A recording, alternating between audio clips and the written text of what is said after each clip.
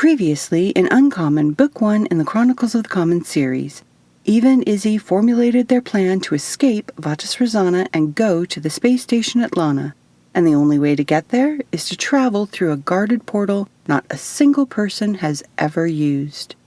And now, Chapter 7, Eva. We were walking along a smooth, narrow path roughly a mile from the facility where the harvester had docked, when Will guided us to a large pyramid-shaped building he claimed was a transport hub. Clear doors parted as we approached. My heart ricocheted in my chest as several tall gray Vatis exited the building, passing us with only a glance. I was never going to get used to seeing aliens sauntering around in broad daylight. Then again, on this planet I was the alien. Not that the realization made me any less nervous. Izzy led the way inside the building to a wall of interactive monitors. She scrolled through several screens to finally stop and smile. "Perfect! We only have one transfer." "Can I convince you to lay low for a while and find another solution?" asked Will. "The longer we stay here, the more time the Guardians have to find us. We have to go now," Izzy replied. Will looked around the pyramid's lobby, then gave Izzy a discreet hug. "Please stay safe," he whispered. "You too," the little clone whispered back. The two separated, and I held out my hand to Will. "If you ever get to Los Angeles, have a tamale for me." Will chuckled. "Will do." He shook my hand and smiled back. "Good luck, Eva." "Thank you for everything. Good luck on your mission," I replied. Will nodded, then briefly cupped Izzy's face. With a sad smile, he turned and disappeared into a small crowd of passing Vatis. Izzy quickly ducked behind me to wipe away her tears. After a few moments, she returned, lifted her chin, and took a deep breath. "It's just you and me, bestie. Ready for a little girl time?" My mouth curled in a smile. "Lead the way, you crazy clone."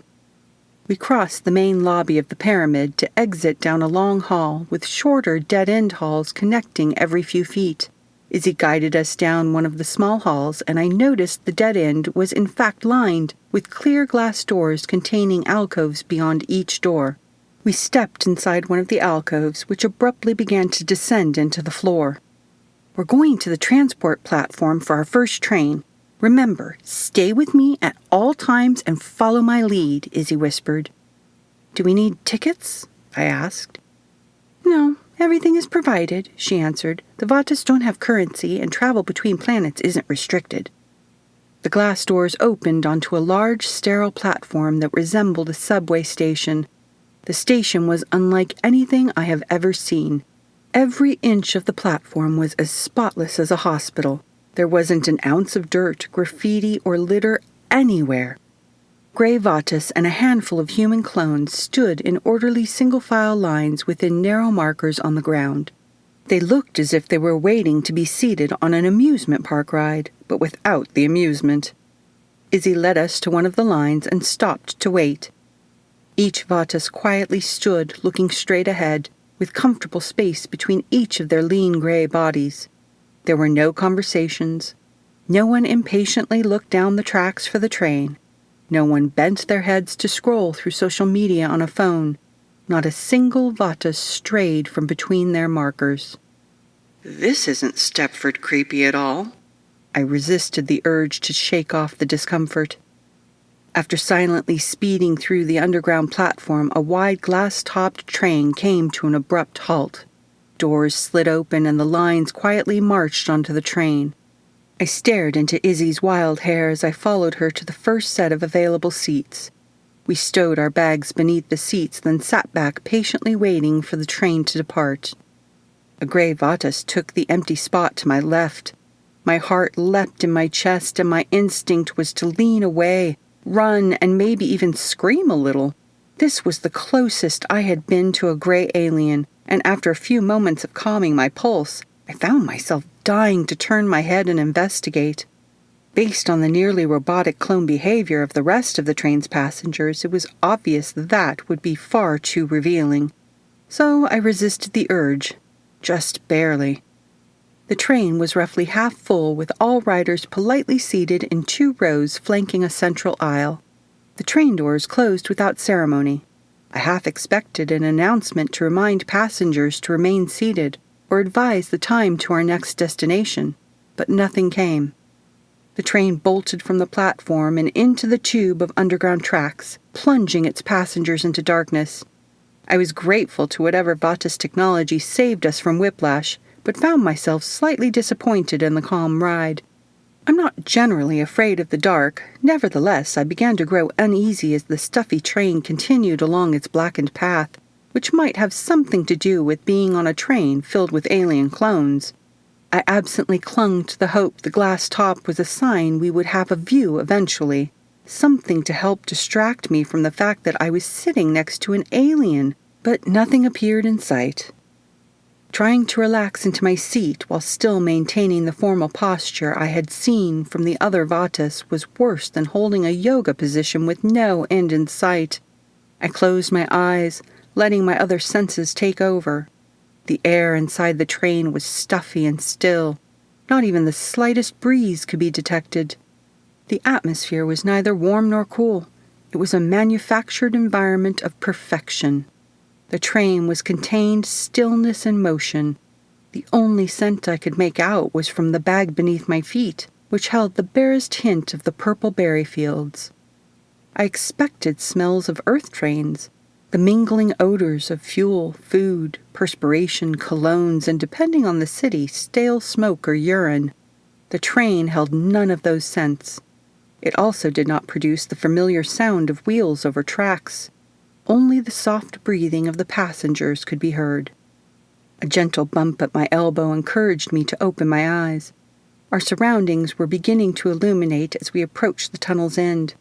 The coming light silhouetted unmoving Vatas heads above white seats, giving me the eerie impression of a train full of zombies. Will was wrong. Zombies do exist. The kind Earth Guardian simply wasn't one of them anymore. The train burst from the tunnel into the bright light of day and instantly twisted upward to rise into the sky. I silenced my gasp as I realized the train was riding along the inside of the halo structure I had first seen on the planet's horizon. It was an excruciating exercise in willpower to push aside the urge to turn around and watch our departure from the agriculture planet. The train soon passed through a shimmering atmosphere shield and into the darkness of space. The gray exterior of the large halo structure filled the glass-covered view. Dozens of tracks ran parallel to our own, with trains speeding in both directions. Windows and wide-open bays accepting small personal shuttles were peppered between the tracks, but the train moved too fast for a glimpse inside. Occasionally, the shell of the halo would slide open to allow a speeding train to descend into its structure, then quickly closed behind the train's disappearing tail. I was utterly baffled about how the Vatas were able to sit still in their seats. It was a struggle for me to not gawk at every new sight. My knees begged to bounce, brimming with nervous energy. My back ached to shift in the seat. I finally resorted to digging my thumbnail into my index finger for distraction. Without warning, the train dipped into an opening in the tracks and came to a halt at a new platform. There was no announcement for the stop and no sign to indicate where we were. I held my breath, then exhaled a sigh of relief when Izzy collected the bag beneath her seat and began to exit the train. I grabbed my own bag and followed on her heels. I nearly stumbled in shock upon clearing the doors.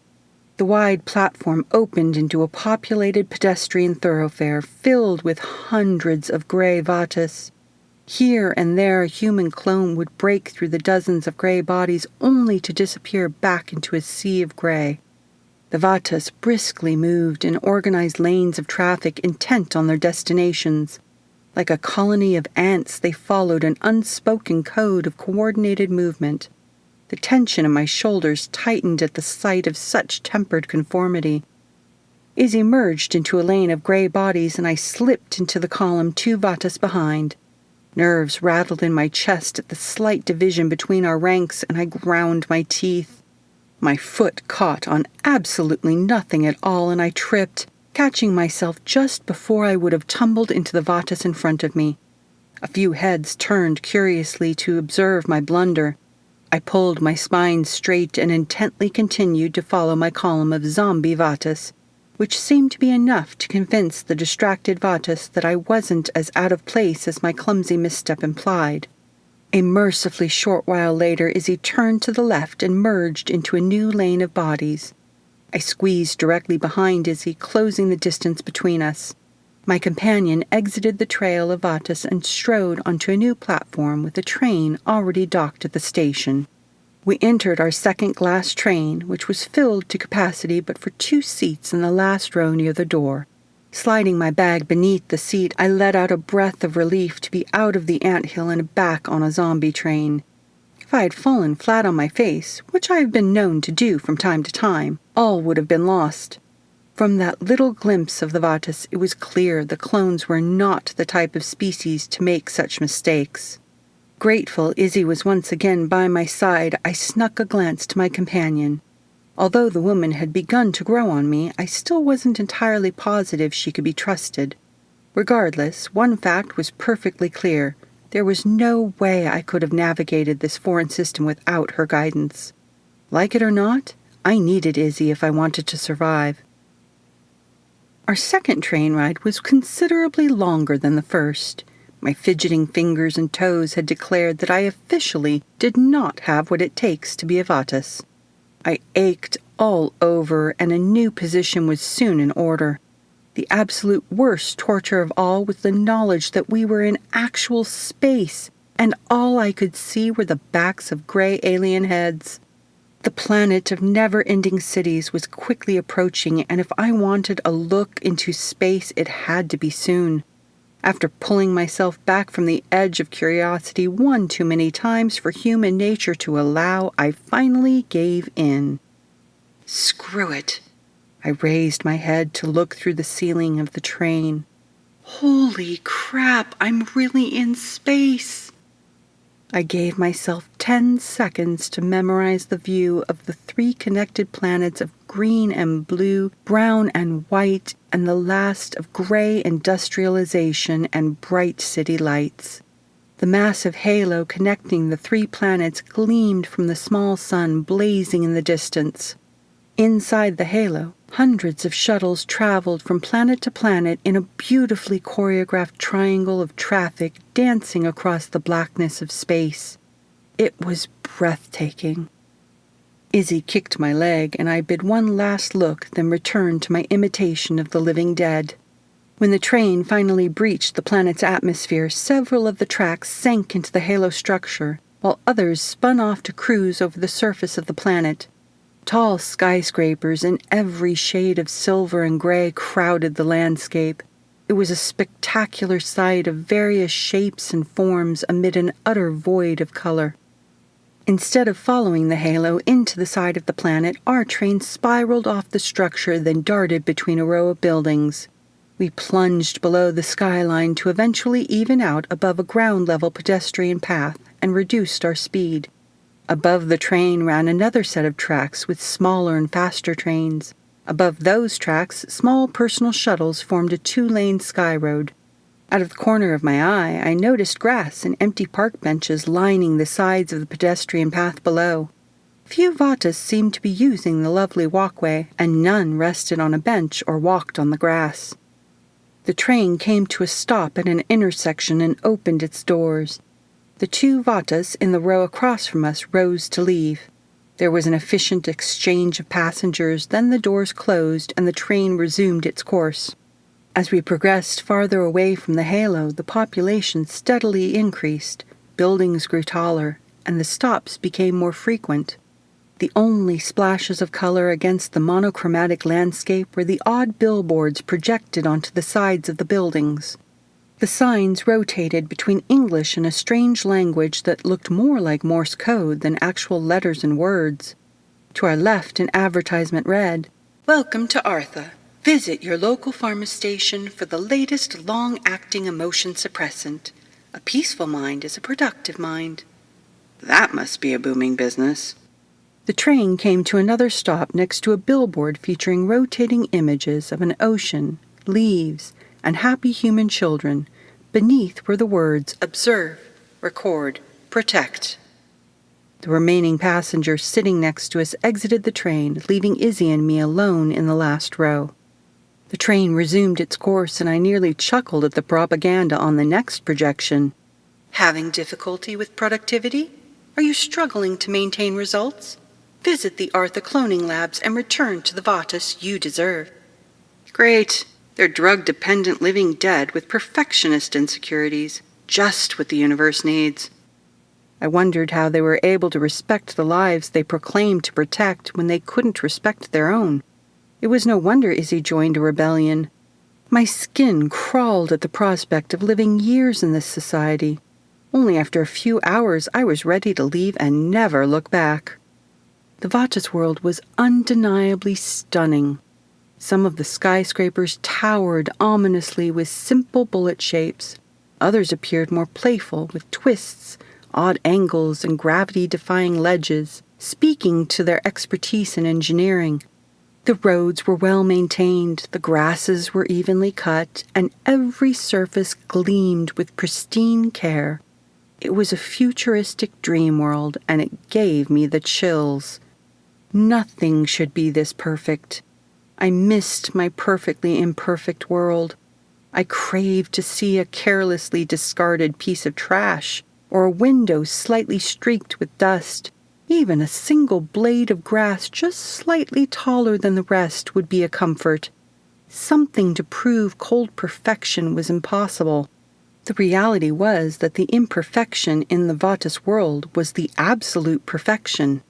Nothing should be this inorganic. No one should strive to eradicate every flaw. The Vatus may be technologically superior to humans, but they were an illusion. Izzy's little rebellion proved that. They were clones of an idyllic concept of perfection. Humans might be grossly flawed, but we were real. For the first time in my life, I finally appreciated the beauty in flaws. It figures it would take a trip to an alien world to make me stop worrying about lacking a college degree, my habit of pushing the snooze button several times every morning, and those last 20 pounds that I needed to lose. The train stopped once again to release several passengers. As the doors began to close, I noticed a new billboard, a billboard projecting a very familiar, wild-haired, brown-skinned face. I nearly choked at the news alert requesting information for Izzy's whereabouts. I kicked the wanted woman's foot and with wide eyes guided her gaze to the sign on the building. As the train began to move, Izzy's head followed her own image as we passed. The little clone began to noticeably pant in panic. I captured her fidgeting hand and gave it a reassuring squeeze.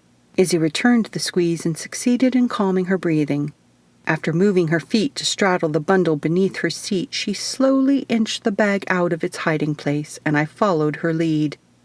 The train came to another stop, and we both stood to exit onto a narrow platform, then descended the stairs to the pedestrian path below. After strapping the bags onto our backs, we began a steady pace away from the train. "We got off 2 stops early," Izzy whispered. "Don't look anyone in the eye and walk confidently." "Why don't I go first so you can hide behind me?" I suggested. I doubted the strategy would work forever. Izzy was rather distinctive among the Vatus with her buoyant hair and vibrant aura. But when you factor in my height and the Vatus' tendency to tunnel vision, it was worth a try. She twisted her mouth in thought, then quickly nodded. "Good idea. Stay on this street for another 5 blocks. I nodded and swiftly turned on my heel, efficiently drifting into a pedestrian lane of Vatus ants. If there was one thing living in rural Buffalo had taught me, it was how to survey the scenery while focusing on the road. Upon first moving to the outskirts of perpetual lake-effect snow, I was shocked to find the quantity of dead animals along the roads. My biggest fear had been not catching sight of a deer running toward the road. I nearly snorted at the coincidence. If that damn deer hadn't darted across the bridge, I wouldn't be wandering down a street packed with gray clones hiding a traitorous rebel and keeping an eye out for the alien equivalent of the police. Trains silently sped overhead, their passing gusts whipping my hair across my face and added irritation to my growing panic. The longer we continued along the thoroughfare without impediment, the more I became convinced we were being followed, or watched, or just plain walking into a trap. There was absolutely no way a species this advanced did not have surveillance cameras on every corner and building. But the more I looked, the more I needed to look. I couldn't find a single camera or suspicious bystander. Not that I would know what an alien surveillance camera would look like. By the fourth block, my heart was ready to make a break for it and jump right out of my chest. My brow and palms were drenched in sweat, and I must have looked like the guiltiest person on this godforsaken planet. I was starting to get a few odd looks and wouldn't have been surprised in the least to find a neon sign hanging over my head shouting, "Criminal!" in blinking alien Morse code. Izzy grabbed for my hand, or rather she tried to. Her finger slipped in sweat, and instead she grabbed the bag on my back and tugged me into a small entry to a building. "Goodness, Eva, you look like a drowned hat," Izzy scolded, wiping sweat from my brow. "Rat, not hat. I'm nervous. This is ridiculous. We're going to get caught out in the open. There has to be another way," I rambled. She flashed me a tight-lipped smile I had seen on a dozen faces of annoyed mothers, silently begging for the patients to not smack sense into their high-strung children. "Take a deep breath. I've scribed millions of covert missions. We have absolutely nothing to worry about," she calmly stated. I inhaled deeply through my nose and exhaled slowly through my mouth. Who knew yoga breathing would come in handy for escaping an alien planet? "Okay," I breathed steadily. "I think I've got my shit under control." "Good. The dome is in that silver building at the end of the next block," Izzy said. "If anyone—" A gray Vatas paused in front of us, head tilted to the side. "Excuse me, are you—" Izzy didn't wait for him to finish. "Now you can panic," she shouted, grabbing my arm and dragging me onto the thoroughfare. "Run!" We ran as fast as our heavy packs allowed. Vatas darted out of the way, jaws dropping in shock at the unusual spectacle. No one gave chase, but we didn't dare slow, not even for the crowded cross street. Izzy tugged me into the busy street and charged her way through the densely packed cross-traffic. The little clone plowed between bodies, a tiny bowling ball knocking through lines of Vatas that stumbled and fell in our wake. I leapt over fallen forms and bounced off gray alien after gray alien like a loose trailer attached to a runaway truck. "Move it, people! Guardian with a mission coming through!" Izzy shouted. To my utter shock, her declaration was surprisingly effective. The crowds quickly parted, allowing us to clear the intersection and speed down the final block unhindered. We reached the silver-domed building set in the center of a pedestrian roundabout and quickly climbed the stairs 2 at a time. 2 Vatas in official-looking gray uniforms appeared from the side of the building. They paused at the sight of us, then, realizing something was definitely amiss, hurriedly gave chase. "Halt for questioning," a guard shouted as they stormed up the stairs in pursuit. Seriously? These guys were like a low-budget old television series. I reached the landing first and pushed through the double doors, holding them until Izzy quickly passed, then releasing them to slam in the faces of the guards. We rushed past 2 more gray uniform guards flanking the inside doors and dashed down a hall lined with silver columns. The guards continued to shout for us to stop as 4 sets of heavy footfalls gained on our lead. "That's it! Straight ahead!" Izzy cried. At the end of the hall was a large domed room with a blue circle set into white and gray marbled floor. A blast suddenly hit the column to my left. Another shot arrowed between us. "They're shooting at us?" I asked in alarm. "Obviously. Go faster," Izzy demanded. I ducked and swerved as the laser shots continued to fly in every direction. With only a few feet to go, I heard Izzy grunt and turned to watch her begin to stumble. Snatching Izzy's flailing arm, I pulled with all of my strength, whipping the tiny woman off her feet and launching us both into the air. We skid to a stop just beyond the edge of the circle when a transparent blue shield shot from the floor, coalescing into a perfect dome encompassing us inside. Fear and adrenaline coursed through my veins. I rolled to my knees, preparing for a fight. Thankfully, the guards were all stuck outside the shield, pacing the circle in frustration. I crawled to Izzy's side, patting her down to check for injuries. "Where are you hit?" I don't know. I felt a hit. It threw me off balance, but I don't hurt," she replied. I found a scorch mark on the back of Izzy's bag, but no hole. "I think it hit the bag." Izzy slipped her arms through the bag and sat up to investigate. "Well, I'm certainly glad I grabbed the blast-resistant one. I have important stuff in here." "Stuff? Izzy, that could have put a hole through your brand-new one-of-a-kind clone body." "Yep, pretty lucky, huh?" She beamed at me and we burst into nervous laughter. Izzy opened my bag and pulled out a set of new clothes, a small silver bracelet, a rolled bundle, and an object that looked like a chunky black gun. "Time for a costume change and to gear up." I inspected the witch masquerade Izzy unpacked. It wasn't exactly my style, but at least the crazy clone brought something I was more familiar with than the skin-tight bodysuit. I slipped on the long brown A-line skirt and white tunic over my jumpsuit. I held up the chunky gun. "Why didn't we just shoot back?" "Because if we were caught, it would have been an automatic death sentence for you, and they would never reclone me," she explained. "Fair enough," I said with a shrug. The gun had a side clip that I pushed over the waistband of the skirt. The rolled bundle turned out to be a set of 6 small knives tucked in a sheath, which I strapped to my thigh beneath the skirt. I finished my costume by donning the long dark brown cloak. Upon inspection of the silver cuff bracelet, I noticed a blue button on one end and a yellow button on the opposite end. "What's this?" "It's a shield bracelet. Blue turns it on, yellow turns it off," Izzy explained. "And you didn't think this would be handy to wear while the guards were shooting at us?" "It would have drawn attention on the transport," Izzy shrugged. I pushed the bracelet onto my wrist and pressed the blue button. A small set of 10 lines appeared on the top, which I assumed represented the power level. Izzy reached over and pushed the yellow button. "It only lasts a few hours. Wait until we get to the other side." She froze, and a full-toothed smile bloomed across her face. "Oh my goodness. I just realized we actually made it. After all this time stuck in this horrid system, I am finally leaving." Her voice rose with each word to end with a shout of excitement echoing through the dome. I nervously looked at the stunned guards through the shield. "Leaving sounds like a good idea. Can we do that, like, now?"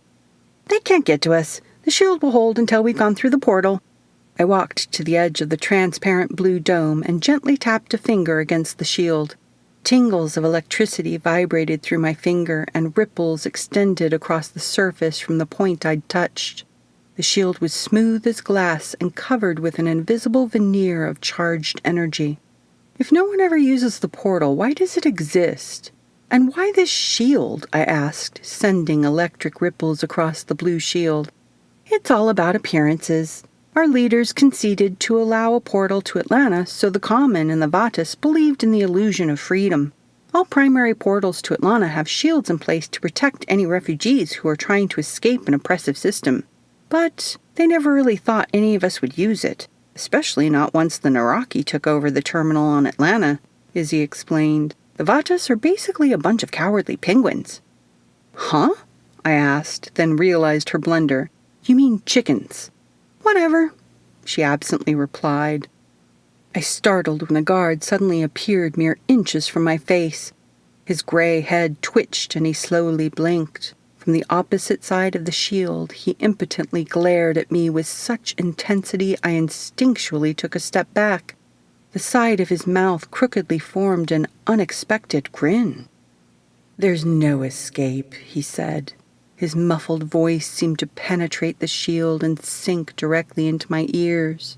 "Wherever you flee in the Common, we will find you. You're as good as dead." I stuck out my tongue at the guard, who responded by beating his gray fists against the shield. "Well, aren't you mature, Eva? Get a little uncomfortable and you resort to third-grade tactics." I rolled my eyes at my own childish behavior. "What are you doing?" Izzy asked. "Taunting the zombies at the zoo. This one's surprisingly emotional. Are you sure the shield will hold?" "He'll get reprogrammed," she replied. "It'll hold, assuming no one overrides the system." With that disturbing thought, I turned my back to the guard and hurried to rejoin Izzy. She gave a brief instruction on how to use the gun, which she called a blaster, then sealed our bags. The little clone approached a waist-high silver pedestal centered in the blue circle and pressed her hand to the flat surface on top. A black beam burst from the front of the cylinder to coalesce into a large, oily disk several feet away. The portal rippled and swirled, the edges blurring with movement until the center settled into a glassy obsidian surface. The guards began to pound against the shield, some going so far as to fire at the blue force field. Izzy ignored them and approached the miniature black hole, then raised the cloak's hood over her head. I joined her in front of the portal and waited for her to make the next move. She radiated excited energy, dancing from foot to foot and fidgeting with her cloak. She looked at me with a nervous smile. "Ready to go see Atlanta?" "As I'll ever be," I returned the grin. We locked hands and stepped through the portal together. Subscribe to continue listening and discover if Eva and Izzy survived the demon terminal on the space station Atlanta. If you liked what you heard, the Uncommon ebook can be purchased at all major retailers for only 99 cents.